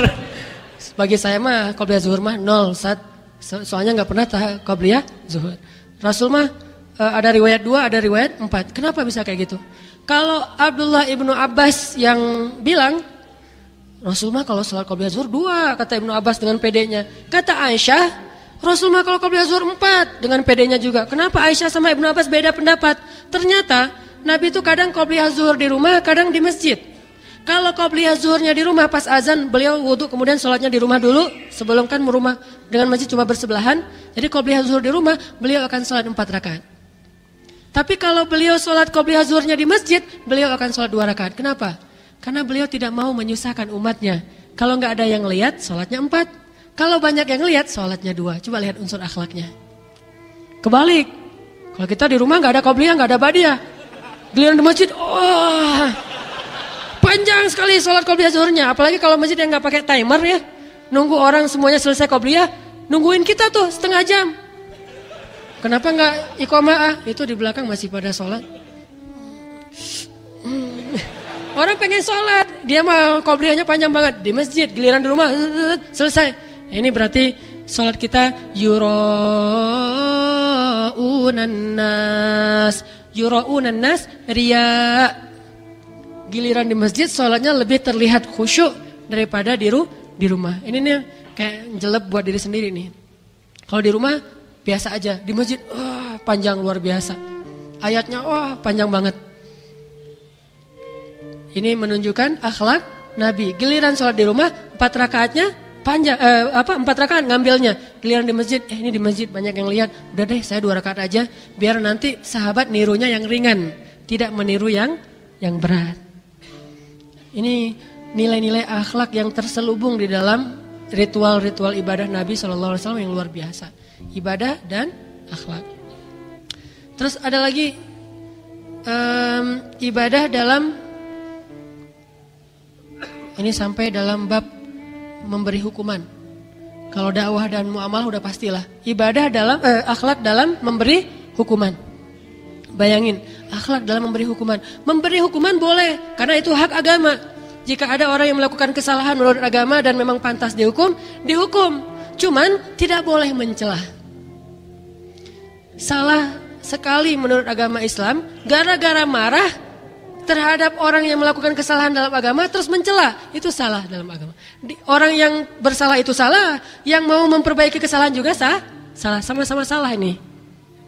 Nabi bersabda di kitab Riyadhus Shalihin itu ada, kalau budak perempuan kalian berzina, bayangin ini kalimat Nabi ini diambil bahasa yang paling ekstrim, budak. Yang dalam culture orang Arab, budak itu rendah. Bukan orang merdeka, budak, perempuan pula. Kalau budak perempuan kalian, ini kayaknya Nabi bukan menggunakan persepsi beliau. Beliau ingin seolah-olah pakai persepsi dan logika orang Arab umumnya. Kalau budak perempuan kalian melakukan zina, maka cambuklah dia, tapi jangan cela dia. Jangan bilang dasar budak, dasar jelek, dasar hitam, dasar apa, apalagi pakai nama-nama hewan, gak boleh. Cambuk dia, karena itu hak agama. Cambuk dia, tapi jangan cela dia. Terus Nabi bilang lagi, kalau dia berzina lagi setelah itu, besok-besoknya dia berzina lagi, cambuk lagi dia, tapi jangan cela dia. Setelah beberapa lama dia berzina lagi, maka juallah budak itu walau dengan harga seutas tali. Seutas tali, harganya murah sekali, tali rafia gitu. Harganya 5.000, 10.000. Juallah dia walau dengan harga seutas tali, tapi jangan cela dia. Tetap coba lihat bagaimana mengkombinasikan antara hukuman agama, undang-undang, hukum dengan akhlak. Tidak ada yang terpisah dari akhlak dalam agama ini. Sampai bab kayak gitu juga ada unsur akhlaknya. Jadi sejak kapan kita merasa paling setia kepada agama Islam sampai kehilangan akhlak kita? Sejak kapan? Merasa udah paling membela agama Allah, sampai saking semangatnya membela agama Allah, kehilangan akhlak. Sejak kapan itu berlaku? Apakah kita lebih setia terhadap Islam daripada Rasulullah? Bukankah Rasulullah itu paling baper urusan agama?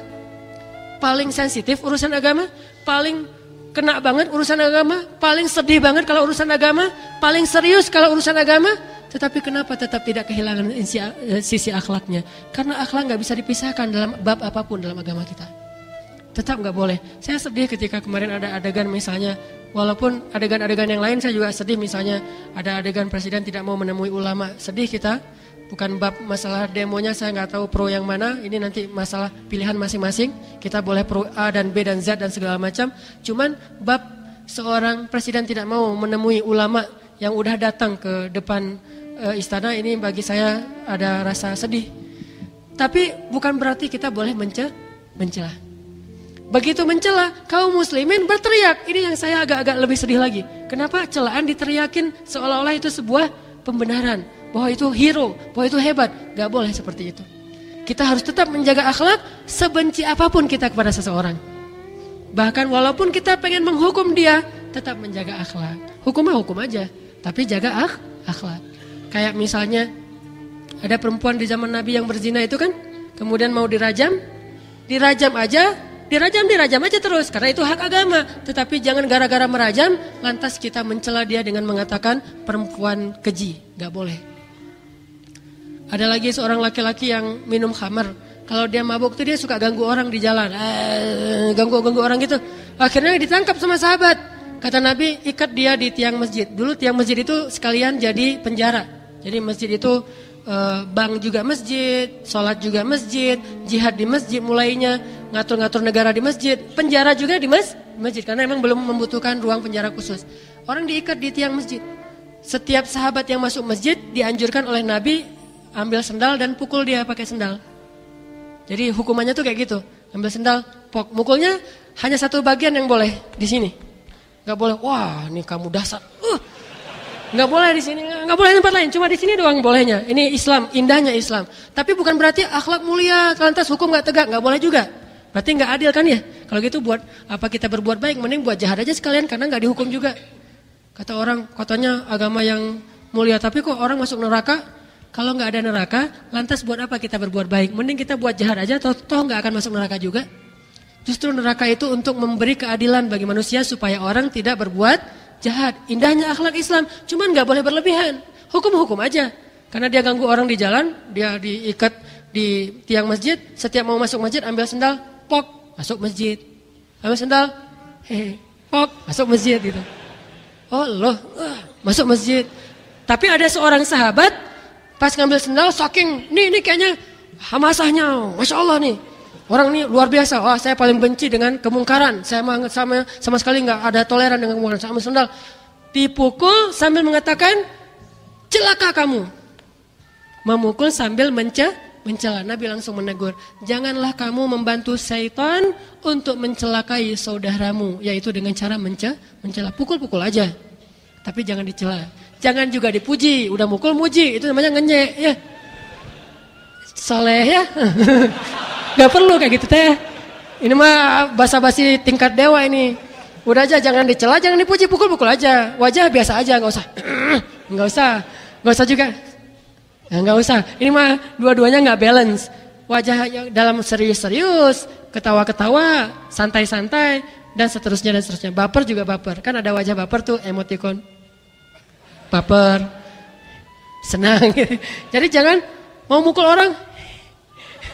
Ini kayaknya, wah ini mah psikopat ya, mau mukul orang tapi tersenyum. Jadi kayak ada kebahagiaan mukul orang gitu. Jangan gitu-gitu juga. Islam tuh ideal banget. Kalau kita belajar tentang Islam lebih luas, kita akan tahu agama kita itu emang agama paling luar biasa, agama paling benar, agama paling ideal. Dan tidak ada kenyamanan dan peradaban kecuali di dalam Islam. Tapi kita belajarnya sepotong-potong sih, masih parsial, tidak universal, tidak syumul belajar Islamnya. Dalam menghukum. Terakhir, walaupun nggak semuanya dibahas, tapi hanya beberapa hal aja. Bahkan kepada hewan pun, akhlak itu menurut Islam jadi kayak penting banget gitu. Bab hewan aja bisa jadi fatal dalam Islam. Contoh, seorang perempuan yang Nabi pernah ngelihat di dalam api neraka itu gara-gara apa? Membiarkan seekor kucing mati terkurung di rumahnya. Bukan bunuh kucing tuh. Kalau bunuh kucing gimana lagi kan ya? Ini membiarkan kucing terkurung gak ditolong sampai mati. Itu dia menjadi ahli neraka. Berarti bab akhlak ke hewan juga masuknya bab neraka. Bukan Islam lebay. Bukan lebay itu mah. Ini saking akhlak itu penting dalam Islam. Wah lebay banget sih masalah kucing aja neraka. Enggak lebay. Saking Islam itu mengatur semuanya dengan akhlak. Bab ke hewan aja sampai segitunya.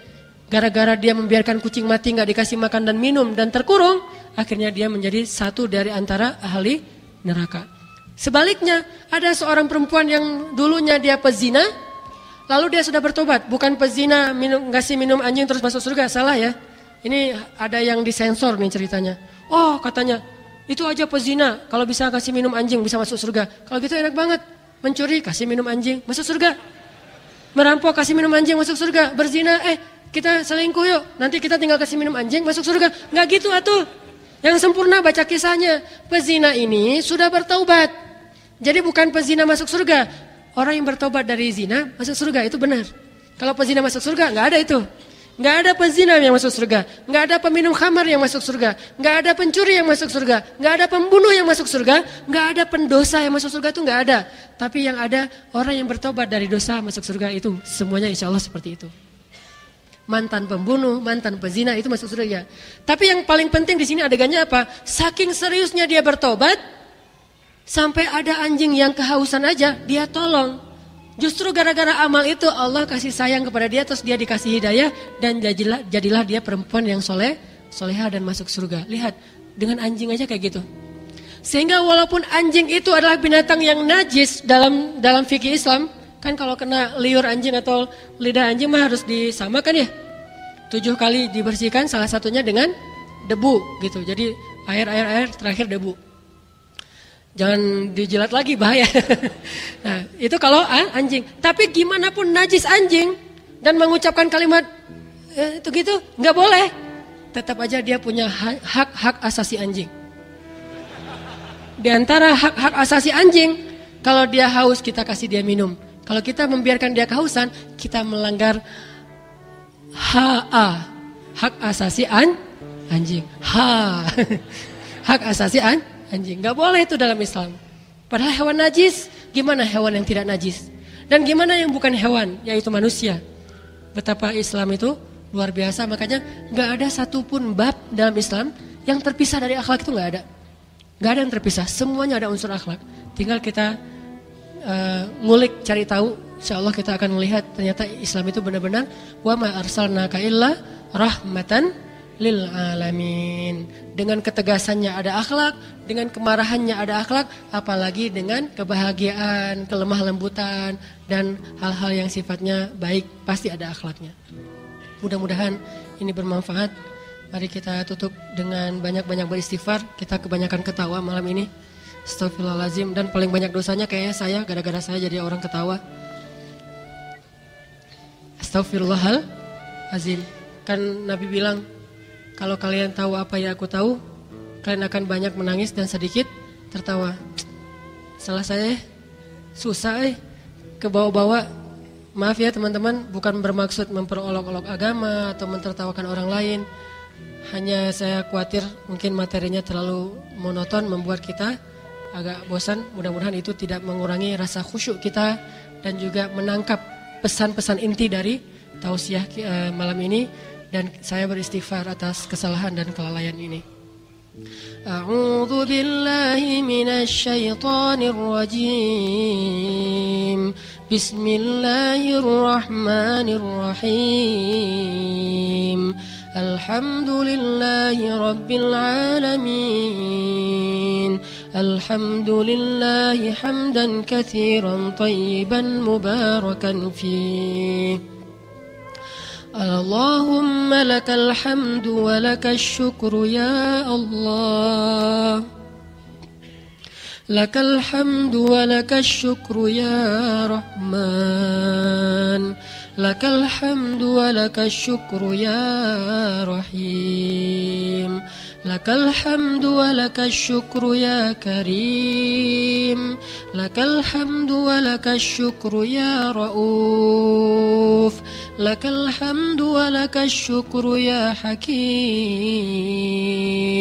Lakal hamdu wa lakal syukru ya Arhamar Rahimin. Allahumma ya Ghaffar, ya Ghaffar, ya Ghaffar. Allahumma ya Ghaffar, اغفر لنا ذنوبنا وكفر عنا سيئاتنا. ربنا لا تؤاخذنا إن نسينا أو أخطأنا. ربنا لا تؤاخذنا إن نسينا أو أخطأنا. ربنا لا تؤاخذنا إن نسينا أو أخطأنا. ربنا ولا تحمل علينا إصرا كما حملته على الذين من قبلنا. ربنا ولا تحملنا ما لا طاقة لنا به. واعف عنا واغفر لنا وارحمنا. واعف عنا واغفر لنا وارحمنا. واعف عنا يا عفو. واعف عنا يا كريم. اللهم إنك عفو كريم تحب العفو فاعف عنا يا الله فاعف عنا فاعف عنا فاعف عنا يا الله واعف عنا واغفر لنا وارحمنا أنت مولانا فانصرنا على القوم الكافرين فانصرنا يا الله فانصرنا على القوم الكافرين فانصرنا على القوم الكافرين فانصرنا على القوم الكافرين يا كاشف الضر يا قاضي الحاجات يا قاضي الحاجات يا قاضي الحاجات يا الله يا أرحم الراحمين. Ampunkanlah dosa-dosa kami ya Allah, termasuk kesalahan dan dosa serta kelalaian kami pada saat kami mengikuti taklim hari ini ya Allah. Kelalaian kami yang kadang tidak sengaja kami menjadi orang-orang yang tidak serius dan khusyuk dalam menyimak ayat dan hadis-hadis Rasul-Mu ya Allah. Ampunkanlah kesalahan ucapan-ucapan kami ya Allah. Sungguh tidak ada maksud dalam hati kami untuk mempermainkan agama-Mu ya Allah. Kami hanya kadang lalai, kadang terbawa oleh hawa nafsu, dan kami tetap ingin memahami agama-Mu ya Allah. Maafkanlah kami ya Allah. Ampunkanlah kesalahan-kesalahan kami ya Allah. Ya Arhamar Rahimin. Tolonglah kami ya Allah, terutama umat Islam di Indonesia. Bantulah kami ya Allah. Jauhkanlah kami dari kezaliman orang-orang yang zalim, dari kejahatan orang-orang yang dengki, daripada permusuhan orang-orang yang kufur kepadamu ya Allah. Mungkin mereka telah merencanakan kemakaran-kemakaran mereka, yang bahkan rencana makar mereka itu mungkin lebih dahsyat daripada semua rencana-rencana kami ya Allah. Mereka telah merencanakan untuk menghancurkan kaum muslimin mungkin dengan rencana yang sangat-sangat matang. Tetapi Engkau alimul ghuyub, Engkau yang maha tahu segala sesuatu. Tidak ada yang tersembunyi darimu ya Allah. Maka gagalkanlah rencana-rencana orang yang zalim itu, agar mereka tidak mencelakai kami ya Allah. Hanya kepadamu kami berserah diri ya Allah. Kami punya Engkau ya Allah. Kalau mereka punya senjata, mereka punya jabatan, mereka punya segala teknologi, tetapi kami punya Engkau ya Allah. Mereka bisa mengetahui setiap ucapan kami, bahkan di dalam media dan di luar media. Maka Engkau maha mengetahui bahkan di dalam hati hamba-hambamu ya Allah. Engkau lebih dahsyat dari semua teknologi mereka ya Allah. Tolonglah kami ya Allah. Jauhkanlah kami dari pertikaian, jauhkanlah kami dari konflik, jauhkanlah kami dari peperangan. Biarkanlah kaum muslimin di Indonesia hidup dalam keadaan damai dan menyebarkan agamanya sesuai dengan ajaran Rasul-Mu dengan akhlak ya Allah. Jauhkanlah kami dari peperangan seperti Suriah dan Irak, sehingga kami bisa beribadah dengan tenang, kami bisa sholat dengan tenang, kami mengaji dengan tenang, anak-anak kami sekolah dengan tenang, perempuan-perempuan kami keluar rumah dengan tenang. Jauhkanlah bangsa ini dari peperangan dan konflik ya Allah. Lindungilah kami dari orang-orang yang dengki apabila mereka mendengki ya Allah. Ya Arhamar Rahimin. Berilah hidayah-Mu kepada pemimpin-pemimpin kami ya Allah. Jadikanlah mereka orang-orang yang kelak menjadi pembela agama-Mu ya Allah.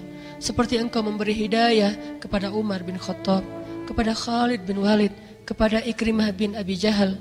Seperti Engkau memberi hidayah kepada orang-orang yang dulunya memusuhi agama-Mu ya Allah. Dan kuatkanlah ulama kami, bimbinglah ulama-ulama kami agar mereka menuntun kami kepada yang Engkau ridhai dan menuntun kami kepada kemenangan Islam dengan akhlak-akhlak yang mulia ya Allah. Ya Allah, tenangkanlah hati kaum muslimin, matangkanlah jiwa kaum muslimin, bimbinglah fikiran kaum muslimin sehingga kami tidak terbawa oleh emosi sesaat dan membuat kerusakan serta kerugian bagi diri kami sendiri ya Allah. Jadikanlah kemarahan kami sebagai semangat untuk kami lebih rajin dalam berdakwah dengan ajaran-ajaran NabiMu ya Allah. Jadikanlah kemarahan kami sebagai semangat untuk kami lebih banyak berbuat sesuatu yang konkret demi kemaslahatan kaum muslimin, kemaslahatan bangsa Indonesia, agar kami lebih semangat lagi untuk membantu orang-orang miskin, semangat lagi untuk membantu orang-orang yang sakit, lebih semangat lagi untuk membantu orang-orang yang putus sekolah, lebih semangat lagi untuk menyekolahkan anak-anak kami, lebih semangat lagi dalam beramal soleh, mengajak teman-teman kami agar terhindar dari pergaulan bebas, terhindar dari kriminal, terhindar dari narkoba. Jadikanlah kemarahan-kemarahan kami sebagai energi dan semangat bagi kami untuk melakukan sesuatu yang memperbaiki bangsa ini, bukan justru menambah kerusakan bangsa ini ya Allah. Ya Arhamar Rahimin, bimbinglah kami, ajarkanlah kami, sesungguhnya kami hamba-hambamu yang bodoh ya Allah. Ya Arhamar Rahimin, seiring bertambahnya ilmu kami dengan taklim-taklim ini, maka perindahlah akhlak kami ya Allah. Janganlah Engkau jadikan kami termasuk orang-orang yang justru kehilangan akhlak setelah kami belajar agama ya Allah. Janganlah Engkau biarkan kami menjadi orang yang kehilangan akhlak justru setelah kami berhijrah ya Allah. Janganlah Engkau biarkan kami yang kehilangan akhlak justru ketika kami rajin sholat berjamaah, karena itu justru pasti akan menjadi fitnah yang lebih besar terhadap agamamu ya Allah. Mereka akan berkata, lihatlah orang-orang yang rajin sholat, ternyata mereka tidak menjaga akhlaknya. Sehingga justru gara-gara kami rajin sholat dan tidak menjaga akhlak kami, orang akan meremehkan agamamu ya Allah. Bukan karena agamamu hina, tetapi karena kami sebagai pemeluk agamamu yang belum sempurna. Ya Arhamar Rahimin, sebagaimana Engkau mengajarkan kami tentang akidah dan ibadah, ajarkan kami pula tentang akhlak Rasulmu Sallallahu Alaihi Wasallam. Ya Arhamar Rahimin, perindahlah akhlak kami kepada orang tua kami.